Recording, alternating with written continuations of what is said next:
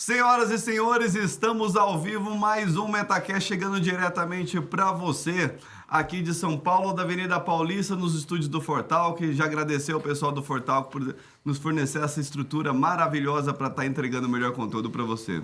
E aqui comigo, ele que sabe tudo do mercado cripto, Giorgio Toniolo. Tudo bom, Giorgio? Aí, estamos de volta, né? Eu fiquei 2 episódios sem vir, fiquei meio chateado também. Ontem estava assistindo o episódio, poxa, não estava lá presente, o pessoal me enchendo o saco. Tá Finalmente vendo? estamos aqui de volta, recuperado 100%. E com um candidato a ser possivelmente um dos caras mais foda no nosso mercado. Se não é ainda, com certeza os caras mais foda no nosso mercado no próximo ano. Porque se a gente acha que o Campos Neto cresceu pra caramba com o Pix e com tudo que ele tá fazendo hoje com o Drex, esse aqui tá indo junto na cola, é uma coisa impressionante. É o próximo. Que entrevistado. Mas, antes disso, tem a Coin Livre, nosso patrocinador massa aqui do canal. Você que ainda não conhece, o link tá na descrição. Clica, acessa, vale muito a pena. Lê todos os projetos que tem lá. É uma tokenizadora de ativos lastreados. E o principal, entra lá no grupo do Discord, que é um grupo que tem bastante nome importante do mercado, que tá lá interagindo com todo mundo, então vale muito a pena, beleza? E hoje a gente vai conversar com ele, um dos maiores nomes do... Já, não é nem do futuro, já. No futuro. Do nosso mercado, ponto, né? Sim. Pô, não tem que falar. Tem que falar, Bernardo ansioso pra Sururur. Surur. Cara, eu achei que era Suri até hoje. Gente, se vocês nunca ouviram falar do Bernardo, vocês ouviram falar da Bcrypto. Se vocês não ouviram falar nem da Bcrypto, nem do Bernardo, cara, tá fazendo o que aqui no podcast, cara? Porra! Tudo bom, Bernardo? Como Tudo é que você ótimo, tá? meu amigo. Tudo maravilhoso, maravilhoso. Que lugar bonito, hein? Que podcast Tá bonito. vendo só? A gente até toma banho pra vir aqui, cara. Rapaz, tá bonito. Não, é isso legal aqui. ouvir esse tipo de elogio porque o podcast dele é sensacional. É o meu. Nossa, é lindo, lindo. Não, mas humilde. eu adorei ali o bonequinho da Duff, do Duff não, do Homer. Pô, coleçãozinha, amei, É uma amei. mistura legal porque a gente...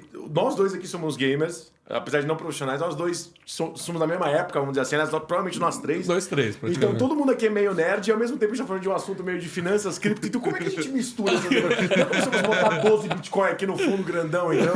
E aí ficou essa mistura de conteúdos meio pop. Não, ficou lindo, ficou lindo. Bernardo, Gosto. você hoje que é presidente da ABC Cripto. A Bcrypto, né? Tipo... A Bcrypto, O baiano que saiu de lá, tava no carnaval, no bem bom.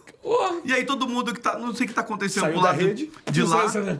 Não sei o que tá tudo... Tá acontecendo Tomei lá um de choque, lá. falei, eu Tá um saio daqui. negócio de tecnologia absurdo, estão dominando todo o mercado e tá vindo pra cá já mandando. O que tá acontecendo?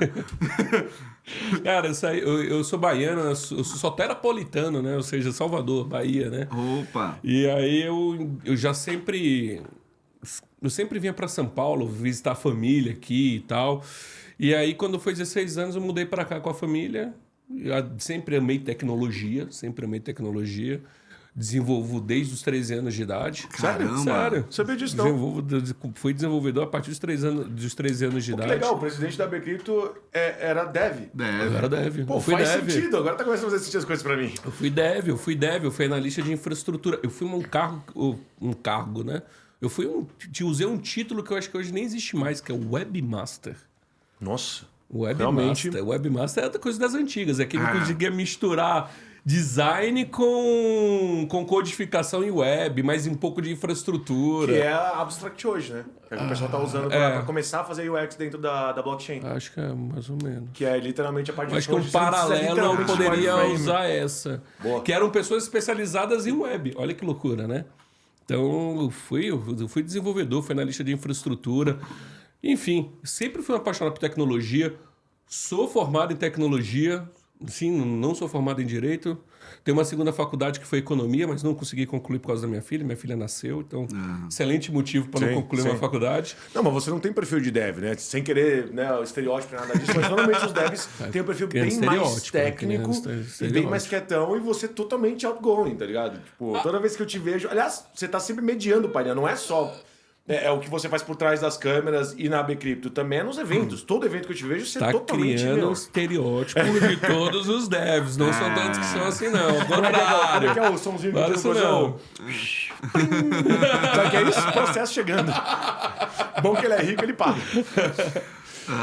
Caramba! Mas, Bernardo, aí assim, você com essa trajetória, você veio era criador webmaster, e aí depois foi evoluindo. Como que você chegou primeiro para conhecer essa área, para depois a gente conversar o que é a Bcrypto, mas Como é que você entrou como nessa? cair, né? Porque é verdade, Sim, né? Porque ué. existe aqui um gap grande, né? Entre você sair de desenvolvedor e... Para presidente da presidente da associação, né?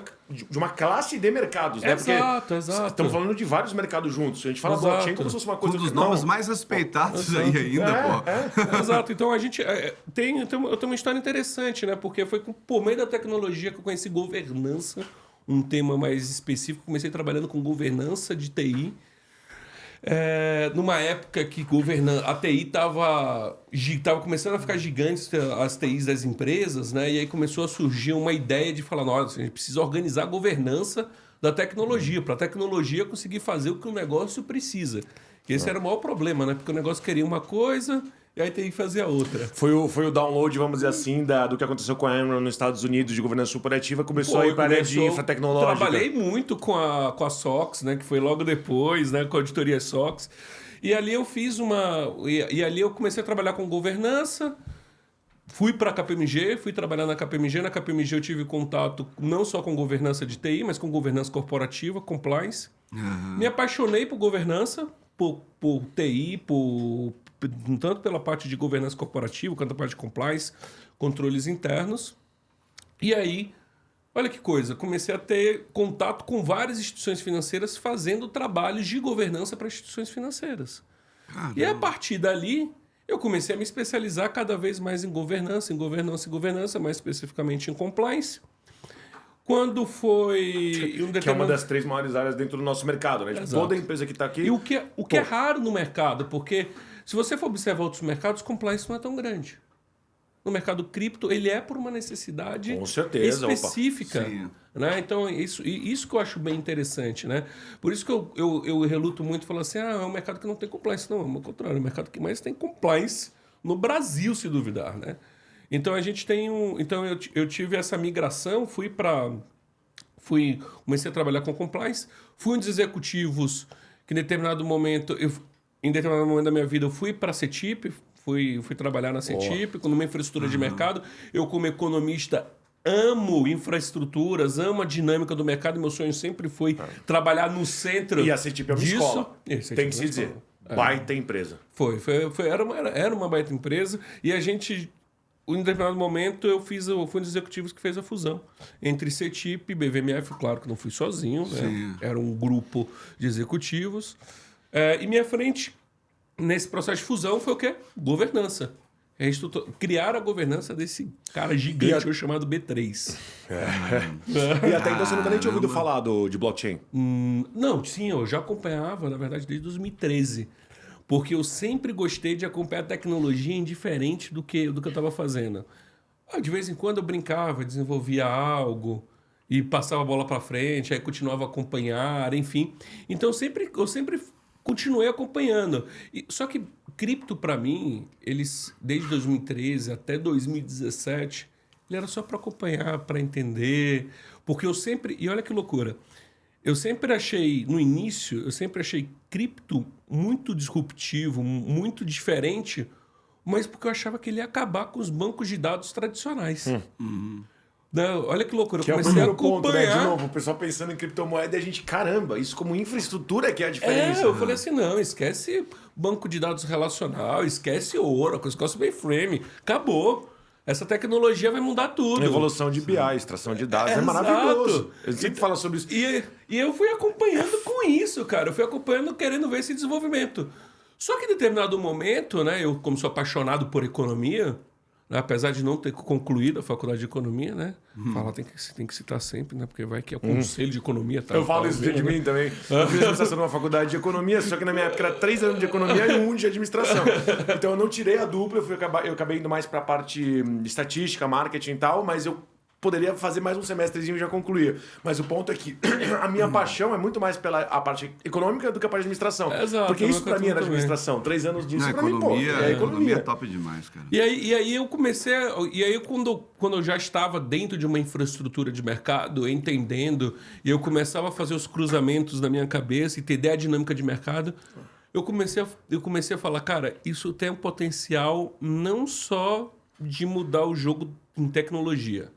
Isso tem um potencial de mudar a dinâmica econômica. Mudar o jogo, ponto. Mudar o jogo. Isso, Mudar o o jogo. A né? internet mudou o jogo. A Web 2 não mudou o jogo, ela revolucionou o marketing, ela revolucionou a publicidade. Melhorou o jeito mas de comunicar. Isso, mas não foi um avanço tecnológico do jeito que a gente está vendo agora. E não é fácil das pessoas verem que, de fato, a Web 3, a blockchain, faz essa mudança, porque, como a gente já falou várias vezes, a Web 3, a blockchain, ela foi criada não para o consumidor final ainda. Ela foi criada primeiro pela infraestrutura tecnológica, cibersegurança, a extração de dados, tal. Então a pessoa não vê logo de cara. Então, até para mim, que comecei a estudar isso também quando foi 2015, mais ou menos. Não, é amigável, né? Nada. Amigável. Então, Se tipo você assim, pedir pra pessoa fazer uma transferência raiz, vai ser Não, olha a difícil. questão de mudança de jogo.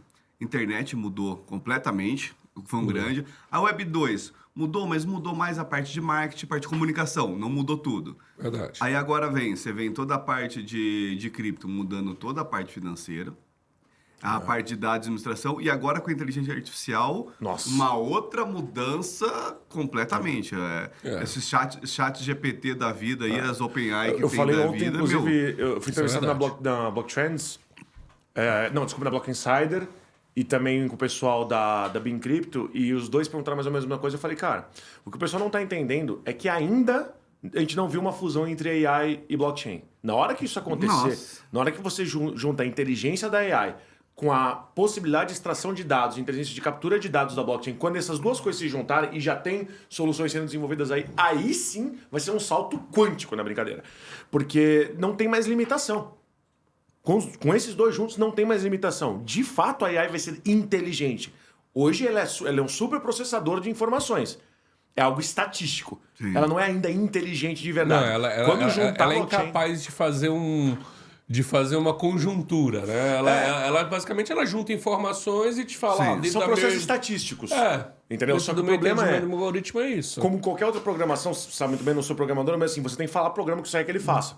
Né? Então, assim, se você espera algum tipo de resposta dele, você tem que codar nele que esse é o tipo de resposta que ele pode dar. Quando você juntar a AI, o poder que ela tem de processamento de dados, com a blockchain, que basicamente está falando de uma armazenagem de informação, que você não precisa dizer para ela o que ela está armazenando, ela simplesmente armazena informação como um tudo, aí sim, esse extrator de dados, essa AI vai poder pegar aquela informação e conseguir dar uma resposta bem mais complexa do que você está perguntando, sem você ter que dizer para a AI o que de fato, qual o processo um a um que ela vai ter que fazer. Porque a complexidade da informação que vem via blockchain, da quantidade de informação que você pode ter no processamento muito baixo, é muito, muito fucking alta. Então, junto essas duas coisas, cara, a gente tá a 1 milímetro de chegar nos Alfreds da vida, de chegar no Iron Man, como é que chamava? Os Jarvis da vida. Olha, só juntar os dois. E eu acho engraçado que você está vendo tudo por uma perspectiva tecnológica que para mim está correta.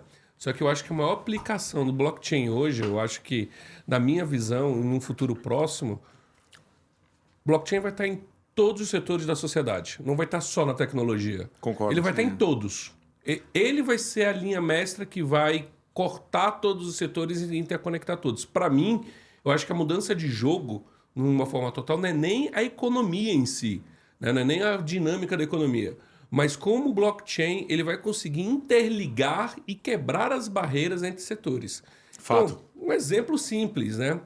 Se a gente está falando futuramente, nem futuramente, já existem projetos, já existem ações do tipo, você vai plantar, aquela plantação vai estar gravada em blockchain, você vai conseguir, com o mesmo token, fazer um futuro daquela venda, você já vai vender daquela propriedade no futuro, você vai ter o controle de rastreabilidade, tudo aquilo num só token.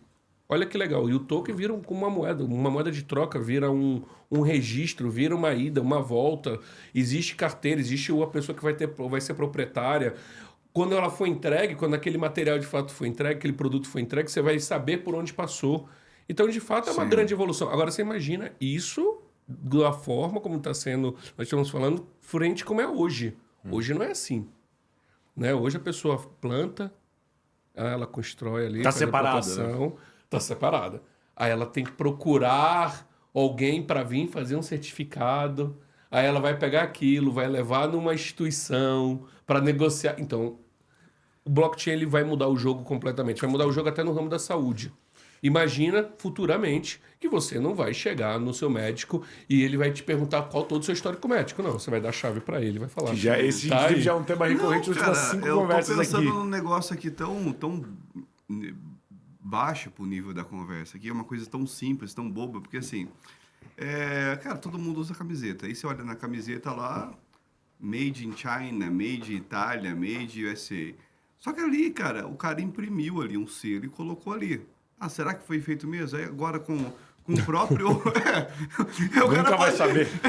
Made in Dubai, ou seja, made em um país que nem existe, o cara coloca ali. Na parte do token do NFT sendo rastreado, o cara coloca o código ali, você vai realmente saber se realmente aonde foi. Não é só questão da originalidade, também da origem. Da origem. São duas coisas que parecem parecidas, tá mas vindo não por são. mão de obra escrava, não é escrava, tá vindo da onde? Onde foi feito? Hoje só tá lá, made no país, meu. País, olha o tamanho da China, olha o tamanho do Brasil, olha o tamanho dos Estados Unidos. Você não tem a origem do negócio, qual fábrica que é, ou então se é para proteger alguma coisa, pelo menos a região, alguma coisa assim. Para mim, a criptoeconomia como um todo, ele tem um potencial de mudar não só a economia. A economia hoje ela tem um grande problema, né? A economia hoje ela deveria ser uma ferramenta de inclusão. Né? Eu acho que esse é o principal ponto. Ela hoje não é. No Brasil, eu sempre falo isso, no Brasil a gente tem um advento chamado das moedas sociais. O que são moedas sociais? Né? São vales, né? De pessoas que não possuem real. Né? As pessoas não possuem real. Então elas fazem por moeda de troca. Vai lá na venda, pega lá, não tem problema. Né? Ou não, eu tenho aqui... Eu tenho aqui tantos sacos de arroz que vai se transformar numa moeda numa cidade que você vai poder pegar coisas na cidade. Então, isso é chamado de moedas sociais. Quando o mercantilismo consegue se juntar com tecnologia, dá nisso. Né? Exato. Então, eu acredito que quando a gente vai estar enfrentando um processo que é muito benéfico, principalmente para o Brasil. A criptoeconomia consegue ser essa ferramenta. Ela consegue permear. Né? Ela consegue permear o produtor pequeno, ela consegue permear a pessoa que está lá no interior do norte do nosso país, lá no interior do Nordeste, e consegue incluir ela na economia. É como o Friedman falava, né? A liberdade ela é inclusiva. Quanto mais livre o cidadão mais incluído ele está dentro da sociedade como um todo. E dentro desse contexto de tecnologia, como é que surgiu a Bcrypto e qual que é o papel dela dentro do nosso mercado? A Bcrypto surgiu em 2018. Né? Caramba, 2018? 2018. Eu fui um dos fundadores, a pessoa física falando.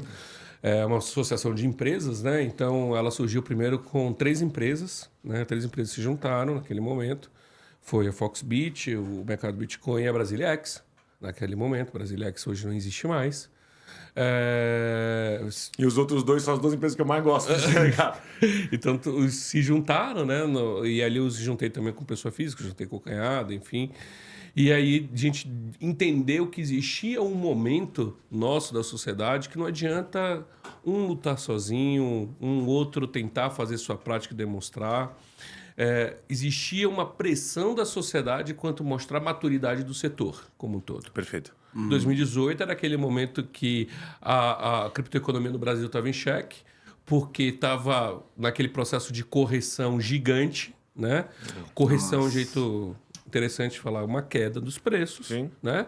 Então, fora aquela balança absurda do hype versus tecnologia, né? Exato. Tipo, a galera parar de achar que o nosso mercado é para você ficar rico do dia para noite e entender que raio a gente está falando, o que é blockchain. Exato. Foi o momento mais punk aqui do nosso lado, na minha opinião, pelo menos. Foi um momento importante. Né? Se você passar por esse momento, se você passar por essa ressaca, você não tinha hoje um mercado estruturado do jeito que é hoje. Perfeito. Então, ele foi um momento extremamente necessário para a criptoeconomia no Brasil e no mundo.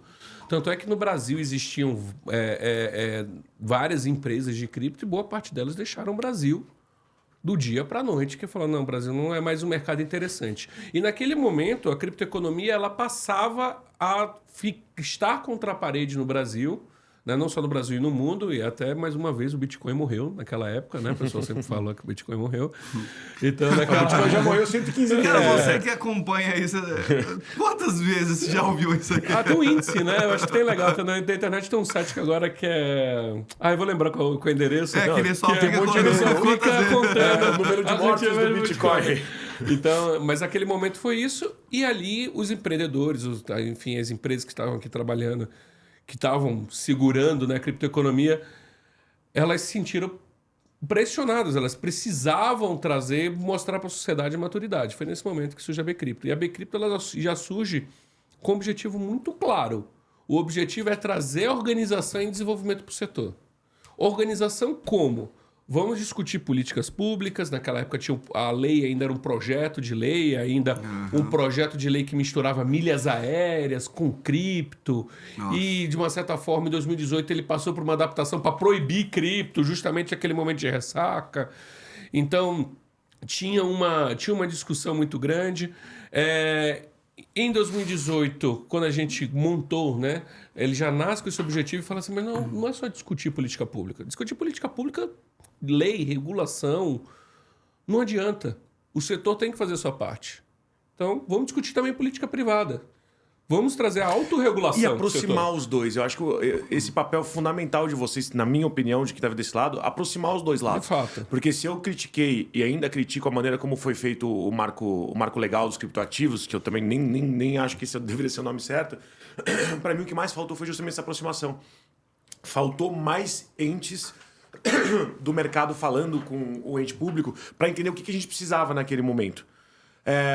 Better some regulation than no regulation at all, né? Melhor alguma coisa do que nada. Foi a conclusão daquele evento da Chainalysis que eu falei contigo. Eu concordo com isso, porém podia, dado o tempo que levou para aquilo sair, toda a manobra política para aquilo ser levado em consideração como urgência e tal, podia ter tido algumas coisas a mais.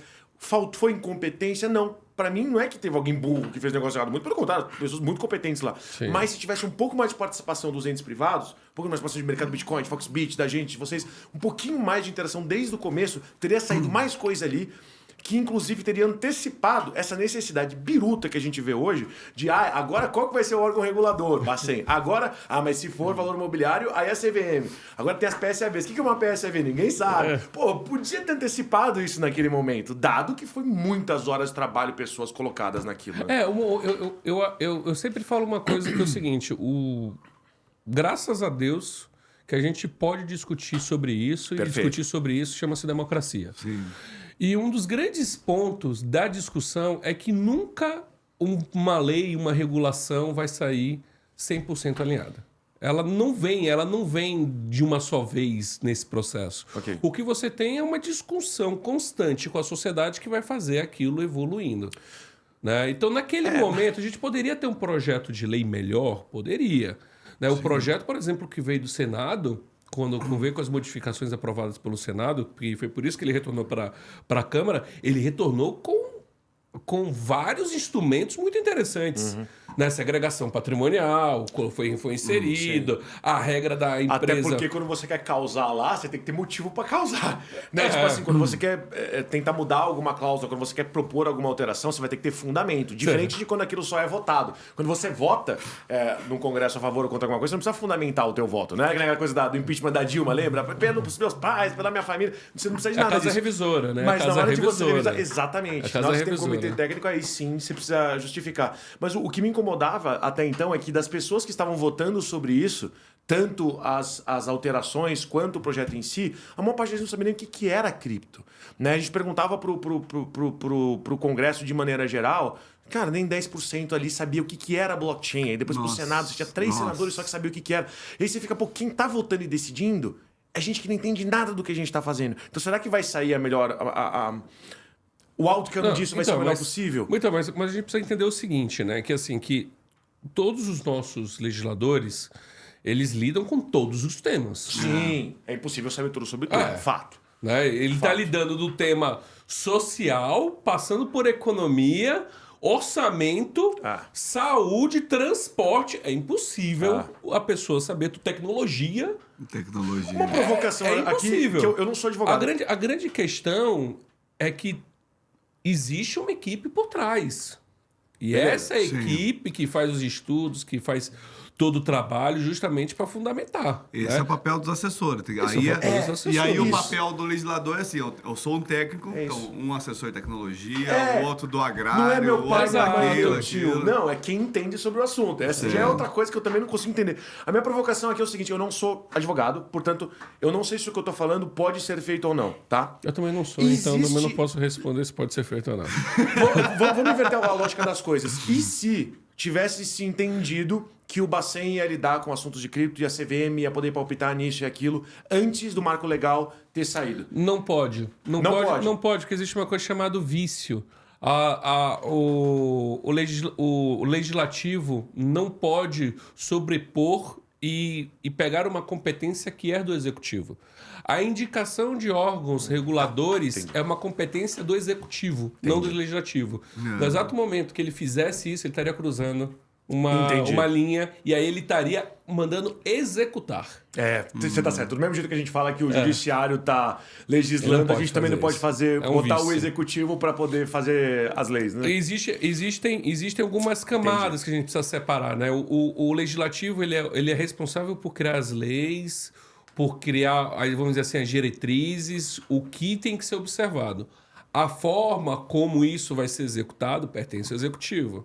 Beleza. Então, se o executivo decide e fala o seguinte, olha, esse é um tema específico, eu acho que a gente precisa criar uma ANA Cripto, né? Agência Nacional de Criptoeconomia, vamos supor, é uma decisão do executivo. Ou que não do tal legislativo. pegar a B-Cripto e trazer para dentro? Não ia ser a primeira vez que isso aconteceu no Brasil. Você pegar uma associação, uma instituição que veio de civis e trazer para dentro. Como se fosse uma autarquia. Porque a B-Cripto não entra, mas já que a gente confia tanto em vocês e confia de fato que vocês são muito competentes no que vocês fazem, por que não, em algum momento desse processo todo, não envolver vocês mais diretamente para vocês serem o porta-voz do mercado? Não faz sentido? Eu acredito que a B-Cripto ela tem um papel muito importante hoje, ela vai continuar tendo esse papel cada vez mais relevante em termos de organização de políticas privadas. Boa. Então, Que o cada assessor vez... tá me olhando com uma cara, puta vida, esse moleque vai me perguntar, vamos ter que editar esse vídeo todo. Então, aqui, toda vez que a gente está falando em organização de políticas privadas, a gente está falando em todos os programas que ajudem o mercado a se organizar. Autorregulação, criar suas próprias regras. Nós temos nosso próprio programa de certificação, nós temos nosso próprio programa de educação. Então, para isso, você não necessariamente precisa ser uma autarquia. Basta que você tenha neutralidade suficiente para poder exercer essa ação. Mas uma dúvida que eu tenho aqui, vamos lá. Neutralidade, não independência. Neutralidade. Vocês estão numa área teoricamente nova, com poucas pessoas que tenham conhecimento, apesar do time lá ser muito bom. Só que é uma área que, pelo menos que eu consigo perceber em alguns, como eles têm um conhecimento, eles querem ser meio que revoltado com a vida. Eu não gosto de nada, não quero regulação nada, eu quero ser livre. Eu sou Frozen, let it go. E aí, bem-vindo à vida real. E aí vem uma associação brasileira de cripto. Como é que esse pessoal não tem muito crítica para vocês, alguma coisa assim? Temos, eu acho que crítica faz parte de tudo aquilo que você faz, né? Críticas e elogios faz parte do processo, inclusive da própria democracia. Sim. Né? Então, não tem problema nenhum em ter crítica, né? O grande objetivo que a gente sempre lutou e sempre observa é que a criptoeconomia, cada vez mais ela vai estar presente na economia nacional. Cada vez mais presente, se faz total sentido dialogar com todos os entes. Isso. E por ela estar... Você não consegue ficar isolado. Sim, pegando nesse gancho. Quanto que o mercado da criptoeconomia pode gerar de dinheiro para o Brasil? Esse é um bom ponto, porque quando a gente está falando de gerar dinheiro, a gente pode estar falando de alguns indicadores que são bem diferentes. E como que esse dinheiro pode chegar até no Brasil? Primeiro ponto, quando a gente fala em termos de movimentação, vou trazer aqui estatísticas da Receita. Tá? De 2019 até agora, foi um pouco mais de R$500 bilhão movimentados. Movimentados. Tá? Movimentados. Você tem o dado de quanto dinheiro entrou no país por causa disso, investimento externo? Temos, mas esses dados ainda eles não são precisos, porque Claro. você tem, na verdade, você tem as entradas ali da balança comercial do Banco Central, mas que não pega todos os dados ali. Ele pega apenas os importadores ou aqueles fundos que estão trabalhando. Tá aí outra coisa que a blockchain vai ajudar, né? Porque a gente vai conseguir saber por que o dinheiro veio, da onde ele veio, então vai ser mais fácil de medir. Fica bem mais fácil. Então, hoje nós temos mais ou menos 600 bilhões de reais movimentados de 2019 até agora. É um excelente dado. Excelente. Bota excelente nisso. Vamos trazer um outro dado. Brasil é o 9º país em termos de adoção de cripto.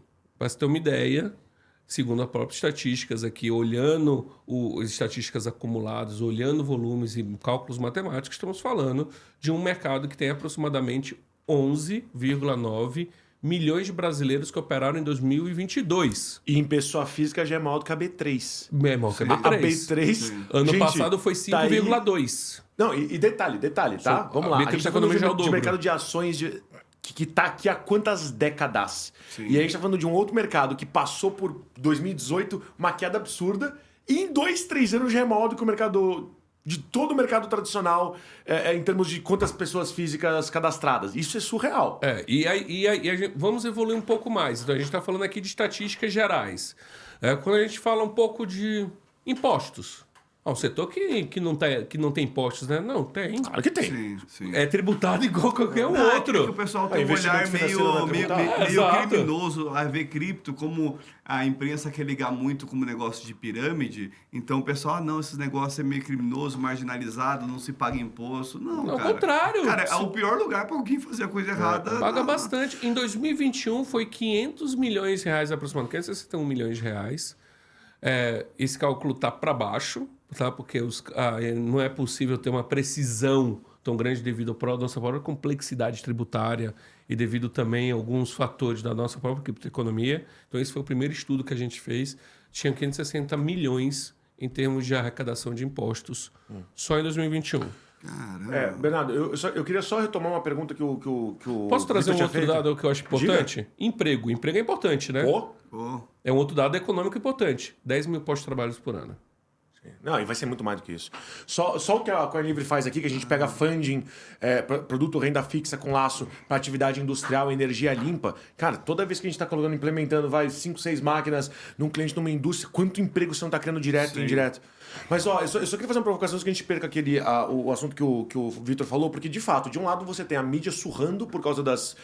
tantos problemas que houveram aí com o FTX da vida. Do outro lado, você tem o maximalista surrando porque ele é liberal, ele não quer regulação. Então, tipo assim, eu sinto que vocês apanharam de muito lado. Que foi mais ou menos a pergunta que o Victor fez. Eu só tenho um comentário para falar sobre isso.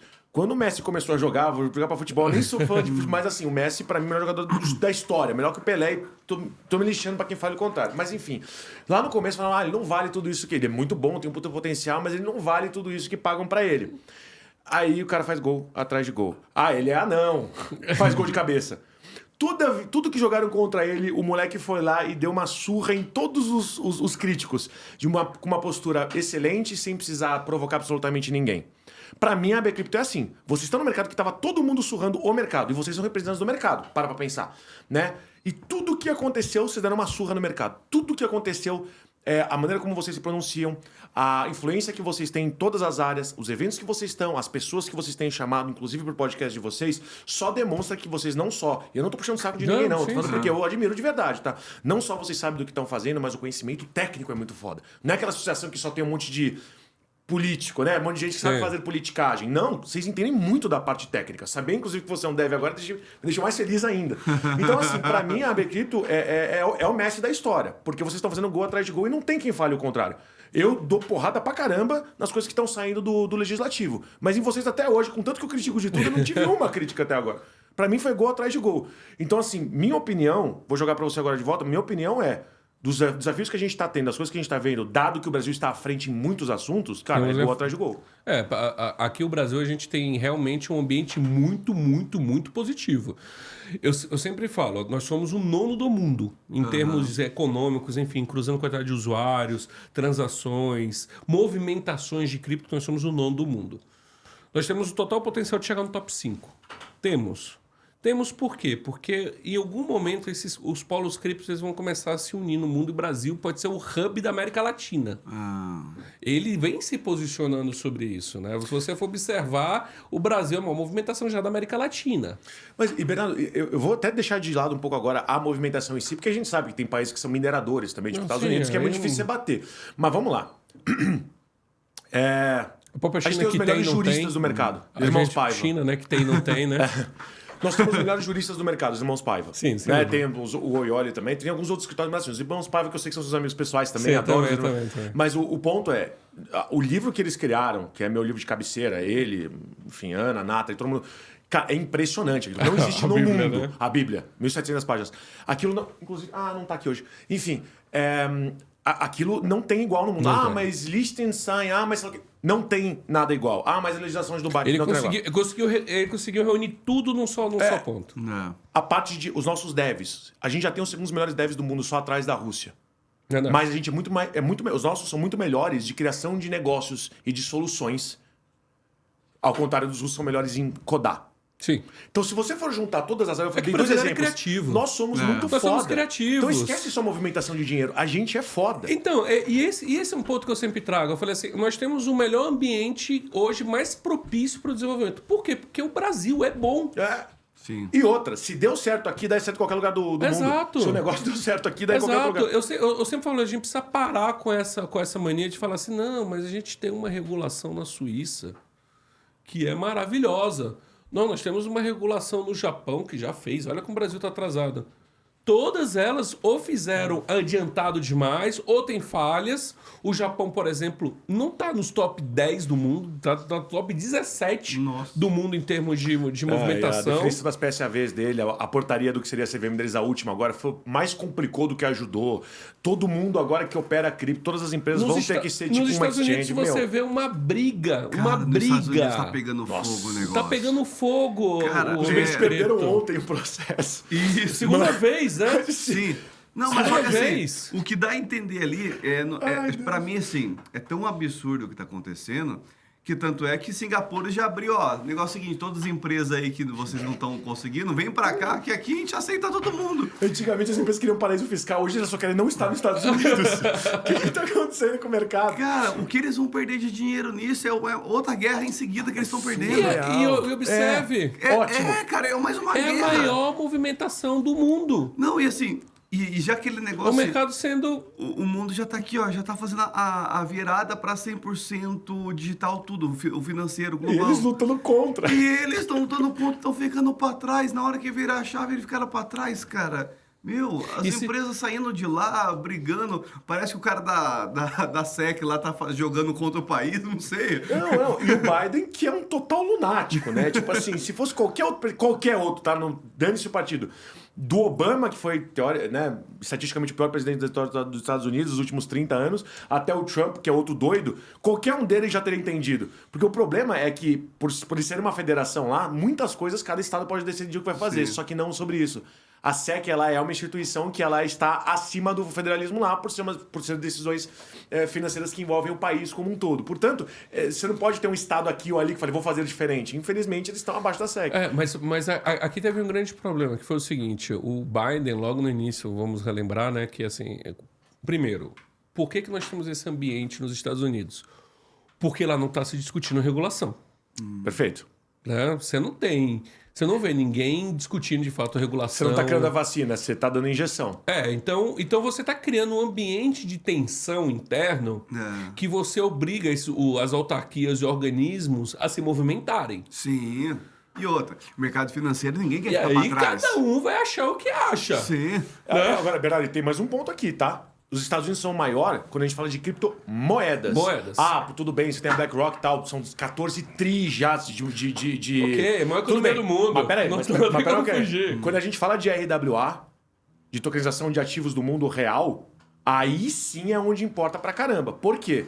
Porque só no mercado imobiliário, você sabe muito bem, pela Ribos e tal, só no mercado imobiliário você tem muito mais do que a movimentação total de cripto da história. Então assim, quando a gente for falar em ativos reais, os Estados Unidos perde. Por quê? apesar deles terem muitos ativos lá que podem ser de fato tokenizados, na prática, o Brasil que é o paraíso do rentista. O Brasil que é o paraíso do investidor internacional, porque a nossa Selic é altíssima. Então, quando a gente for falar de ativo de renda fixa tokenizado, ou seja, já é renda fixa, que nem todos que a gente tem aqui na CoinLivre, enfim, já é renda fixa e ainda dá 2, 3 vezes o que o investidor está acostumado no Brasil, cara, você está falando de ativos todos eles com pelo menos 28, 30% ao ano. Então, Sim, aí eles não vão pegar esse mercado. Era para eles estarem dominando nas criptomoedas, porque em criptoativos, de maneira geral, os países subdesenvolvidos que vão dominar. Aí eles vão perder essa corrida, cara. Aqui você precisa observar o seguinte, né? Qual foi o primeiro título público tokenizado do mundo? Onde foi? Não sei. Não sabe? Sabe onde foi? Não faço nem ideia. Não. Brasil. Nem sei qual. E qual foi o título? Precatório, é um título público. Ah, é? É um título de dívida pública. Sim, a gente tem também, mas eu não sabia que tinha sido o primeiro. Ele foi tokenizado em 2019. Inclusive, foi o primeiro a ser liberado para 2019. revenda por VCs e tal. Foi o primeiro tipo de ativo que Isso já está foi liberado. em 2019. Cara, o Brasil foi pioneiro em tokenização de ativo público. Com a Brasília, com os farol de milha passando todo mundo. É o nosso mundo. É o nosso mundo com a escada em cima, escada passando em as Ferraris. Ah, não, o único com a escada em cima voa. Porque a escada em cima ganha velocidade mais 5. A gente sabe. Muito bom, muito bom. Rapaz, então é isso. Nós conseguimos ser mais criativos, nós conseguimos desenvolver mais. Nós temos um polo de inovação muito bom. Nós temos um ambiente propício a desenvolver criptoeconomia para dentro do mercado de capitais. E por quê? Porque o mercado de capitais hoje no Brasil ele é extremamente organizado, extremamente seguro. Qual que é o problema dele? Ele não é inclusivo. Ele é extremamente concentrado. Exato. Pessoal, vocês que estão assistindo aqui a gente agora, dá uma olhada na CoinLivre. Você vai ver o que é poder investir em todos esses ativos que você acha que é só coisa de rico e que tem barreira intelectual. Esquece tudo isso. 3 cliques, R$1 você já pode investir. Voltando. E aí trazendo... Muito bom, Momento já. muito bom, muito bom. Gostei dessa. Pegou um gancho legal. Quando a gente vê o mercado de capitais brasileiro, ele pode ser muito maior do que é. E eu acho que o presidente, quando ele coloca, o presidente João Pedro, ele coloca da CVM, ele fala de uma forma bem tranquila. Ele fala, o Brasil tem capacidade de ter um mercado de capitais muito maior. E tem mesmo. Até a tratação de capital internacional. Até para isso. Mas o que atrapalha? O que muda? Bom, o ponto é o seguinte, o mercado de capitais ele não serve só para as empresas, ele serve para a população. Segundo o PNAD, mais de 86% da população ganha menos que R$4.000 por mês. Sim, sim. Tá? Isso que você considera, agora eu não lembro bem o número, mas se não me engano é 23% não tem renda no Brasil. Então é um problema. Quando você observa o mercado de capitais e seus limites, quando tem um ativo que ele fala assim, compre aqui R$10.000... Cara, não, eu fico louco com isso. 86% da população não tem acesso. Não tem acesso. Não, mas como você não consegue ficar milionário, é só guardar 50 mil por mês, gente. Eu fico maluco. Eu falei, cara, gente, ó, que mundo que esse cara vive, cara? Só um segundo, a gente não Exato. tem renda, a gente não tem educação financeira nem de base e nem no ensino superior, muito menos no ensino médio. A gente tem uma cultura de gastar o dinheiro por causa da inflação e não de investi-lo. E por último, que talvez seja... que seja o pior de tudo a gente não tem a cultura de poupar. Então, se você junta essas 4 coisas no mesmo lugar, realmente não é uma barreira intelectual. É realmente para muito poucos, porque você pode ser um médico com PhD riquíssimo e não entender nada sobre investimento. Então, às vezes, nem o muito rico sabe do que está acontecendo. A gente tinha que ter uma população que entende muito mais sobre essa área. Porque o brasileiro precisa de renda extra. Mas eu falo o seguinte... Renda passiva, né? Não só renda extra. Então, a gente pode não ter os fundamentos, mas uma coisa que eu sempre falo, eu falo que 86% dos brasileiros são ótimos administradores financeiros. Lógico, é mágico, né? Pra sobreviver aqui. Então, são ótimos. Então, qual é o nosso grande problema do mercado de capitais hoje? O nosso grande problema, porque ele é um mercado seguro, ele é um mercado extremamente robusto. O problema é o acesso a ele, que é difícil. Sim. Né? Foi construído assim durante anos o acesso. Como facilitar o acesso? Tornar ele mais barato. Sim. Como tornar mais barato? Fraciona. E aqui é onde entra a tecnologia blockchain. Boa. Aqui é onde entra a criptoeconomia. Boa. Esquece, você não precisa comprar R$10.000 de um ativo. Você consegue comprar 0,0002? Sim. você vai pulverizar isso no mercado. Não só do ativo, de renda fixa também. De renda Você não fixa, precisa comprar tudo. Bitcoin. Eu não confio. Não precisa. Não compra. Você pode fazer renda fixa. Tudo. Precatório, como você falou. Precatório. Poxa, eu não consigo, mas o Tesouro Direto dá acesso a partir de R$10. Não, verdade. E ótimo que dá. E uma debenture? Não poderia dar? Uma ação. Por que só lote de ações? Vamos fracionar. Né? Vamos aproveitar esse gancho para falar do Drex, porque agora é perfeito, bora. né? Então, lá, primeiro de tudo, já falei um milhão de vezes o que eu acho do Campos Neto. Cara, pra mim, o Bacen, ele tinha que ficar mais 20 anos lá, né? Nós temos dois hoje grandes presidentes na frente. Hoje nós temos tanto o Campos Neto na presidência do Bacen, quanto o João Pedro na CVM. Na CVM, sim. Eu também tenho gostado muito da atuação da CVM, inclusive. Sim. Acho que eles estão ajudando, eles não estão complicando, não. Naturalmente, a CVM está passando por um processo de mudança cultural. Isso é evidente, de renovação. E o João Pedro tem ajudado bastante nesse processo também. E, além de contar que a CVM está completamente aberta a fazer isso. Concordo. Ótimo, falava isso pra todo mundo. O pessoal acha que a CVM é o malzinho. Eles estão dando stop em todo mundo. Não, cara, eles estão querendo ajudar. Quando a gente fala de legal opinion, falar junto com a CVM, eles querem ajudar. Eles têm limitações, mas eles querem ajudar. Esse mercado tá tão louco assim. A CVM quer ajudar e o pessoal do mercado pede regulamentação. O que tá acontecendo no mundo, meu Deus? Não me regulamenta, cara. Perfeito. O que tá acontecendo? Ajuda a gente a te ajudar, entendeu? Enquanto isso, nos Estados Unidos, as pessoas estão brigando. Então, estão brigando. E tá dando tudo errado. Mas assim, mas a gente tá falando de lei, a gente tá no Drex. Um complexo que eu não gosto muito não, porque a lei amica, a lei europeia é maravilhosa, incrível, eles conseguiram descrever tudo. Me preocupa uma lei que tem 561 páginas. Me preocupa. Me preocupa porque o quanto do mercado será que eles não estão encaixotando demais e não estão deixando... Quais será que estão deixando espaço para inovação? Porque se você fosse pensar em NFT há um ano atrás, 2 anos atrás, vamos colocar assim, 2 anos, né? Vamos colocar 2 anos. Você imagina se o projeto de lei tivesse saído, um projeto de lei completamente... que encapsulasse tudo. Faz sentido. Como a gente ia tratar NFT? Ia ser macaquinho pixelado. E hoje em dia é cadastro único, é contrato... Então, faz sentido. Esse raciocínio faz total sentido. Então, é melhor a gente ter uma lei hoje, como a brasileira, que é uma página, que ele determina quais são os princípios, na minha visão... E deixar o mercado a espaço a conseguir criar inovação, ao mesmo tempo trazer a segurança necessária para o investidor, para a empresa. E uma coisa que a gente defende muito na Bcrypto, nós defendemos muito. Segurança para o cidadão, para o brasileiro. E Bernardo, Isso lembra que eu falei para fundamental. você lá no Vendor Analysis sobre taxonomia? Mas tinha que ser isso. Dar nome aos bois e falar quem cuida do quê. E só isso já seria o suficiente. E claro, e autorizar o governo a operar cripto, né? Porque daí todo o dinheiro que é recuperado, o pessoal, a Ana fala bastante sobre isso, a Ana Baixa, todo o dinheiro que é recuperado de qualquer tipo de problema que haja, tal, pode ser devolvido ao cidadão, porque o governo pode ter carteira cripto. Então essas são as 3 coisas que eu queria ver. Infelizmente, teve muito pouco taxonomia. Muito pouco. As pessoas não sabem ainda o que é o quê. O próprio Bacen e o próprio CVM estão perdidas com muitas áreas cinzentas ali. Né? Pegando o gancho dessa lei... Mas é difícil até para Bcrypto, tá? Por isso que a gente está fazendo um glossário e vai publicar o glossário justamente para ajudar nisso. Nossa. Porque é difícil para o mercado. Me manda a cópia disso. Não, a gente vai estar aberto, vai estar aberto. Ei, Fabião, tu vai ajudar nosso mercado? Você estava falando sobre a lei, que é melhor da brasileira do que a da europeia, é basicamente do Brasil. É uma página só que basicamente põe ali um certo limite. Como se fosse a Constituição americana com a Constituição brasileira. A americana é reduzida, a brasileira detalha muita coisa. Esse que detalha muita coisa não deixa...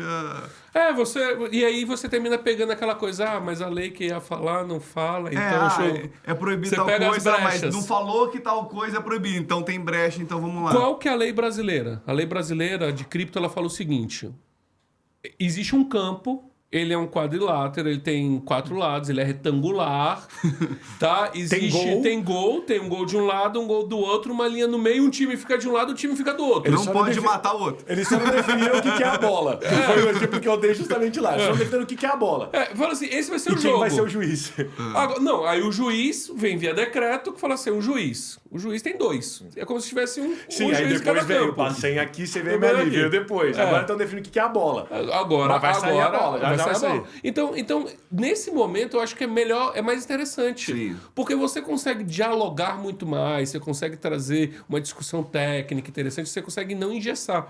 Veja, tanto o Banco Central quanto a CVM, eles têm interesse especial na criptoeconomia porque eles observam o potencial da criptoeconomia no Nossa. Brasil.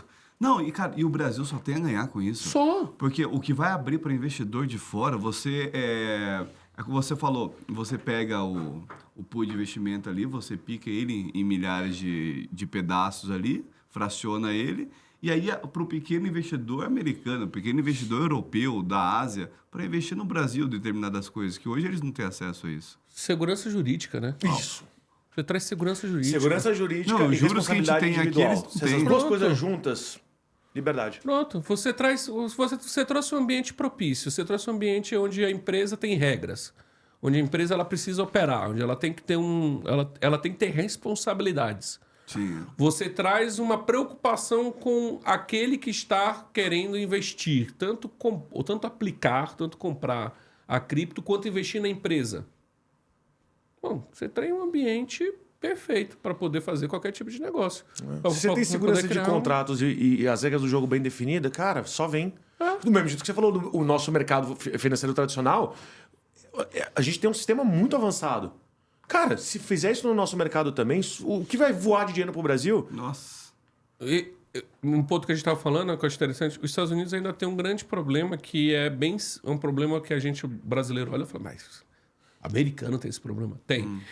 Ele não consegue transferir dinheiro de um banco para outro de forma rápida. Eu acho que de forma rápida eu posso falar que... Tecnologia não chegou lá ainda. Pix maravilhoso, que ninguém entendeu que era um ensaio pra criptoeconomia até hoje. Gente, puta, o Pix é perfeito, velho. Na moral, mas vamos lá. E é maravilhoso, porque a criação brasileira, o maior programa de inclusão da história, talvez, da humanidade de inclusão financeira. Para mim, é um dos maiores programas. Perfeito. E a melhor, coisa simples. E a maior evolução financeira que a gente teve desde o Plano Real. Exato. E é uma coisa simples. Para pra pensar. E tirou o poder dos Simples. bancos, cara. Tirou completamente o poder deles. É, então, assim, o que o Banco Central fez? O Banco Central tomou uma atitude que foi: eu vou prover. Eu não vou criar a regra. Eu não vou só... Assim, nesse debate de hoje em dia, não adianta eu só dar canetada e dizer vai ser assim. Estados Unidos é assim e ele não tem um sistema eficiente. Não. Tenta transferir dinheiro de um banco para outro. Você não consegue com menos de um dia. Esquece. 24 horas. E Esquece. as pessoas ainda recebem cheque. Cheque Nossa, lá cheque, dentro. meu. Cheque. Como os maias faziam. Vamos lá no Brasil. Então a gente tem um ambiente hoje no Brasil que é completamente possível da gente utilizar ele como grande referência. E o melhor, por quê? Os órgãos reguladores entenderam que não adianta só ouvir na regra. Eu tenho que criar a regra por duas formas. Uma eu criar a regra mesmo e a outra eu crio o padrão. O Pix é um padrão. Não, e assim... Padrão tecnológico. Tá aqui o padrão. Não, e pegando Se adeque. o próprio Pix mesmo, o que chamou muita atenção, o pessoal tinha um certo receio pelo baixo nível de qualificação da população, a velocidade com que foi adotado. Isso Foi absurdo. contra os interesses dos bancos, que estavam perdendo dinheiro pra caramba. Eles tiveram que se adequar ao Pix, porque eles perderam muito dinheiro para não poder cobrar no TED e no DOC mais. E mesmo assim a população inteira aprendeu muito rápido. E o Pix foi uma ruptura de tecnologia, uma mudança brutal. Então, para vir para a tecnologia de cripto, é um palito. Um palito. Quando você traz valor, utilidade para a pessoa, para o brasileiro, até do menos instruído ao mais instruído, todo mundo se adequa, todo mundo se adapta. Eu não conheço uma pessoa que fale para mim que o Pix não ajudou na vida dele. Todo mundo, é o que eu falei, até o flanelinha aqui embaixo não aceita mais o dinheiro, que é Pix. Cara, é bizarro um isso. programa de inclusão. Para pra pensar. Inclusão, de fato, o Pix ajudou a transformar a economia numa ferramenta de inclusão. Eu queria puxar esse gancho justamente, né? Porque assim, a educação do Pix foi muito rápida. Como a gente vai trazer a educação sobre o nosso mercado para a população de maneira geral? E qual que é o papel da Bcrypto nisso? Excelente, porque a Bcrypto aqui ela tem um papel fundamental de ajudar a desenvolver o mercado e organizar. Né? Então essa é a nossa missão. Para fazer isso, você precisa trazer discussões sobre regras, seja públicas ou privadas. Você tem que trazer dados e informações fidedignas.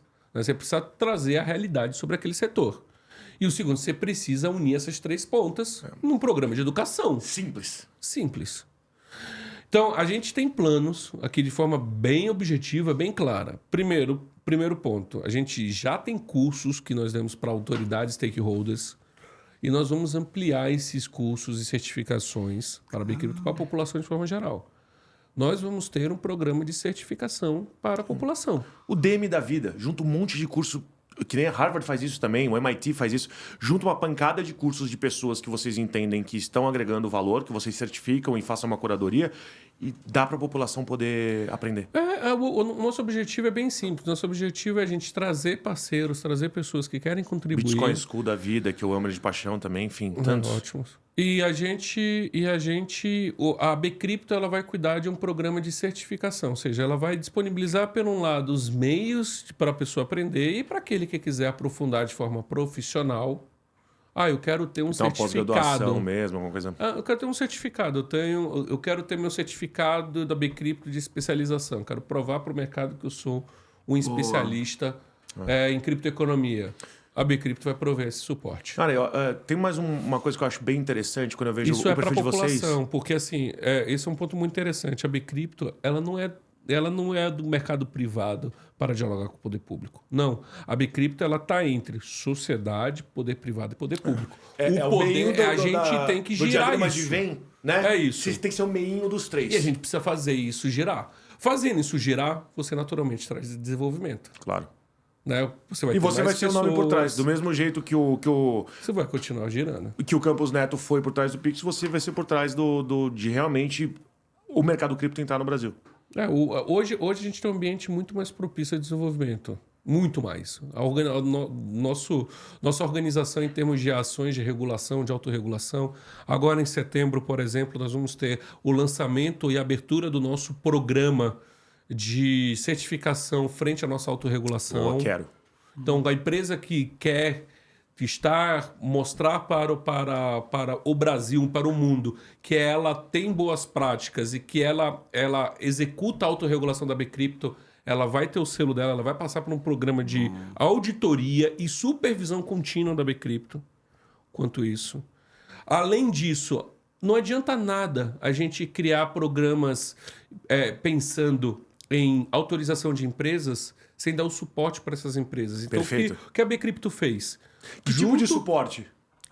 A Bcrypto criou um programa de assessoria para as empresas obterem licença, por exemplo, da CVM. Tipo um Sebrae, assim, da vida? Tipo Sebrae. A gente pega na mão e fala assim, empreendedor, você não precisa se preocupar com a parte de documentação, de criação. Isso custa? Vocês cobram por isso? Sim, isso tem caro? Não. É um preço bem acessível a todos. Você pode falar, dar uma ideia de valores, mais ou menos? Uma empresa quer se... Como é que a gente chama isso, né? É um programa de assessoria. Não quer se regular. Ela vai lá e fala, o que eu preciso fazer para poder parar nesse mercado? Nós temos duas faixas. Um para aquele que é associado e outro para aquele que não é associado. Né? O que não é associado, naturalmente, ele é um pouco mais caro. Ele é um pouco mais, enquanto para o não associado ele é um pouco mais barato. E para que a gente faz? A gente sempre pensa num programa que seja acessível a todos. Em toda a regulação existe um chamado custo de observância, que é o custo para você manter processos e controles a fim de atender os requerimentos do regulador. Quanto maior o custo, quanto maior o requerimento, maior vai ser o custo de observância. Sim. Exemplo simples, no Brasil... A tia do pão de queijo não vai pagar a mesma coisa do que um banco que quer entrar no mercado cripto. Exato. Claro, é muito mais complexo. Exato. E quando a gente está falando do programa de assessoria, a gente está falando do primeiro passo que a CVM deu, que foi adaptar as regras de crowdfunding para as tokenizadoras. Então, tokenizadoras, vocês que querem aderir a essa regra, vocês que querem colocar, feito ali pelo ofício número 4 e ofício número 6... Vocês têm dois modelos. Uma se você faz abaixo de tantos milhões, crowdfunding. Sim. Né? E eu acho isso interessante que assim, eles usaram a regra de crowdfunding. Não significa que é para fazer crowdfunding. Cara, é genial. É que eu não tenho como controlar o quanto feliz eu fico de ouvir esse tipo de coisa, porque como eu trabalhei a vida inteira com startup, eu acompanhei tanto a regulação de equity crowdfunding aqui, que a Brotas foi na frente, junto ao governo, a parte do mútuo conversível, né, que seria o contrato do investidor anjo. Então, quando eu vi o mercado Bitcoin juntar 3 contratos complexíssimos e conseguir quase uma carta branca da CVM para fazer equity crowdfunding, ser um produto tokenizável, seja o ETF disso, ou de fato cada uma dessas startups abertas ao público, poder fazer oferta pública, eu falei, cara, isso é genial. E tá cada vez mais... Não vou falar longe, mas ao invés de se assemelhar muito ao mercado financeiro tradicional, criar crises precatórias e tal, eles estão indo mais pro lado da startup, do microempresário e tal. Tá cada vez mais interessante de você entrar em produtos tokenizados, porque tem regras que são muito pró-investidor. E é bem simples. Pensa o seguinte, a ideia por trás de pegar a regra de crowdfunding e adaptá-la é uma coisa bem simples do regulador. Ele pensa o seguinte, pô, o mercado de capitais realmente ele não é inclusivo. Olha que observação. Por quê? Porque a gente não consegue trazer o pequeno, derivar isso. As regras são muito bem estabelecidas, são muito fortes e são muito robustas e no final poucos conseguem ter acesso por causa disso. Você precisa de uma exigência muito alta. Eu preciso ter exigência alta para todo mundo? Não. Eu tenho que trazer segurança. Não precisa ter uma exigência alta. Se uma startup quer captar 500 mil reais via tokenização, ou seja lá qual for, faz diferença para ela se são 500 mil investidores de R$1 ou um de 500 mil? Mas se você for O processo é tão simples quanto, então vamos dar acesso para as pessoas. Por que não transformar a regra de crowdfunding, por exemplo, numa regra de sandbox? Perfeito. Sim. Onde você pode testar, onde você pode fazer várias operações, consegue uma licença, não precisa mais de um programa de sandbox. E precisa de licença? Esse que é o ponto. É necessário que tudo tenha uma licença? As PSAVs hoje são um tipo empresarial, mas não tem nem KNAI. É necessário uma licença? Eu entendo se é necessário uma licença para você ter um banco, uma exchange. Mas para você ofertar uma tudo vai crowdfunding... Então, isso tudo vai depender do modelo, do volume, da quantidade, da discussão, né? Existem pontos... Você estava dando um exemplo, né? Até tantos milhões e após tantos milhões. Né? Então tudo isso vai depender. Por exemplo, tokenizadoras hoje que fazem tokenização de recebíveis, elas, pela interpretação da CVM, elas são valores imobiliários e, portanto, elas precisam... pedir o processo de licença. Para que ele serve o processo de licença? Ele serve para o regulador falar, você de fato é supervisionado e de fato você está seguro para fazer isso. Você tem que ter KNAIs e identificação como uma securitizadora para poder fazer. Então você tem protocolos. Faz venda privada. Né? Mas você tem protocolos, né? Você tem questões que ficam em volta para trazer segurança daquilo. Então, tudo precisa ser regulado? Não. O que precisa ser regulado? O que precisa ser supervisionado? Aonde existe risco sistêmico. O que é risco sistêmico? Aonde pessoas podem perder com isso. Sim. Né? Onde a pessoa foi lá e depositou um dinheiro numa corretora para fazer compra de criptoativos e amanhã a corretora quebra e leva tudo dela. Sim. Isso é um risco. Isso não pode acontecer. Essa empresa precisa Só que, né, ser. gente? Pô, tá na hora. Como é que aconteceu o FTX nos Estados Unidos? Eu não consigo entender, pô. Os caras são os pais de governança corporativa. Nossa. Que cagada. Não, e o nível Embaixo de pessoas das que caíram autoridades. lá. Não, e assim, se você for... A cada 10 problemas que aconteceram no mercado da blockchain, a cada 10, 9 ou 9,5 foram problemas que nada tem a ver com a blockchain. É problema de governança corporativa, problema tradicional que existe desde que o mundo é mundo. Exato. É bizarro Exato. isso, né? Mas aí o problema foi o nosso mercado. Não, mas nosso mercado é o mais transparente de todos. O problema não é o mercado em si ou a tecnologia. O problema é que as pessoas inerentemente fazem bobagemzinha, para não falar outra palavra. Mas é bem simples. Você viu que os Estados Unidos agora acabou de passar por uma cadeia de 4 ou 5 bancos, agora eu já perdi até o número, de 4 ou 5 bancos nos Estados Unidos? Ué, mas ainda nesse momento, ainda quebra-se banco? Ainda tem que passar... Nossa, por quê? Né? Porque, simples, fizeram um cálculo que não consideraram a taxa de juros. Sim. E aquela mistura, depósito compulsório baixo, operação alavancada entre bancos, que se confunde com operação interbancária. É uma porrada de problema que... Então, o importante é trazer dinheiro para o país. Desculpa, cara. O importante é fazer da coisa do jeito certo. Porque senão vai dar ruim. Exato. Eu acredito que isso aqui a gente está acertando. A criptoeconomia está indo num passo aonde aqui no Brasil nós não temos um FTX. Sim. Nós não temos um FTX. Sim. E aqui tem o mercado Bitcoin que é excelente, pô. Por causa do Bitcoin, a Foxbit, também os apps da Nova Dax. Tem tantos exemplos de empresas que sabem o que estão fazendo.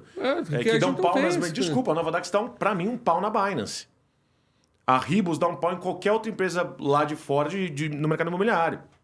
Nós temos exemplos incríveis aqui no Brasil. Eu duvido que a gente tenha problemas como o FTX, porque o brasileiro também não é burro nesse nível, né? E um mercado altamente receptivo a receber produtos criptos. Nós temos um mercado altamente O brasileiro ama tecnologia. Sim, gosta. Ama Isso é tecnologia. verdade mesmo. Mas aí você vai concordar comigo, né? A gente precisa de um ambiente onde, ao contrário das outras 99,9% das coisas no nosso país, onde o governo não atrapalhe. Regular é uma coisa, atrapalhar é outra. Sim. Se cada invenção que fizerem aqui, porque a gente não é bom de criar coisas inovadoras, a gente é muito bom de adaptar coisas já existentes, de fazer da melhor maneira possível, né? O Lema já fala sobre isso. É o nosso sushi. O nosso A gente sushi é o é melhor do ótimo. mundo. Sim. O nosso sushi é o melhor do mundo. A gente é muito bom nisso. Só se cada nova invenção, adaptação que a gente fizer, vier o governo falando, isso não pode. E isso você tem que pagar propriedade. Começou com esse tipo de coisa, sushi, aí vai cachorro começar quente. a declinar. Cachorro quente é a mesma coisa. É foda. Cachorro quente é maravilhoso. Cachorro quente nos Estados Unidos você vai, é um pão e uma salsicha. Aqui no Brasil o cara pergunta, você quer um carro em cima? Jorge, é o seguinte, o tempo aqui nosso vai chegando no final. Qual que é a pergunta final pro convidado? Pergunta final Pergunte. só com um comentário antes. Eu ia falar isso antes, vou acabar falando isso agora. Tem muita gente que pergunta pra gente, mas o mercado cripto é sério? O pessoal tá levando a sério. Eu falei, não é sério. A gente só tem empresas como Itaú, eu vou falando de todas que já entraram no nosso mercado, né? Não, mas não é sério, né? Enfim, eu vejo muito o crescimento do nosso mercado pelas empresas que estão se associando à AB Cripto. Quando você vê lá os Itaús da vida, assim, todo esse povo entrando no mercado fala, caramba. Né? Tipo, realmente se Visa, associando e fala, Mastercard. caramba. Exato. Então é sobre isso que essa é a minha última pergunta, né? Quanto vocês têm crescido? Como você tem visto essa movimentação dessas empresas gigantes ligando para vocês? Eu quero me associar, porque esse mercado é importante para mim. Bom, o mercado, eu acho importante olhar o seguinte, o mercado passou por um processo de baixa de preço, né, que eu sempre falo que baixa de preço não significa Redução um de recuo valor. do mercado ou redução de valor. São coisas diferentes. Né? Então a gente teve um mercado com baixa de preço, né? O pessoal falou inverno cripto, inverno. Eu acho um pouco dramático essa fala, né? Inverno cripto. Eu acho um pouquinho dramático. Winter is coming, tá ligado? Eu acho um pouquinho dramático. Eu acho que a gente não precisa. O processo de correção de preço existe, sempre vão existir. Acontece no mercado tradicional, acontece no mercado cripto, vai acontecer em tudo onde a economia ela precisa atuar e ela passa processos de correção. Natural. Só que foi um ano, e tem sido, na verdade, 2 anos completamente diferentes da criptoeconomia. Por quê? Você tem entrada de investidores institucionais extremamente fortes, Sim. fazendo posições. As BlackRocks da vida, né? Aqui no Brasil. Então, a única diferença é que não é público. Né? Você não vê publicidade, você não vê um fundo entrando e falando, eu comprei. Você Estamos não vê. entrando, nós vamos comprar tal Até porque coisa. eles têm que se aproveitar agora que o preço está lá embaixo para poder encher Então você a não barriga. vê. Então você tem uma entrada de investidores institucionais forte no Brasil, você tem um desenvolvimento de tecnologia de tokenização gigante no Brasil, gigante.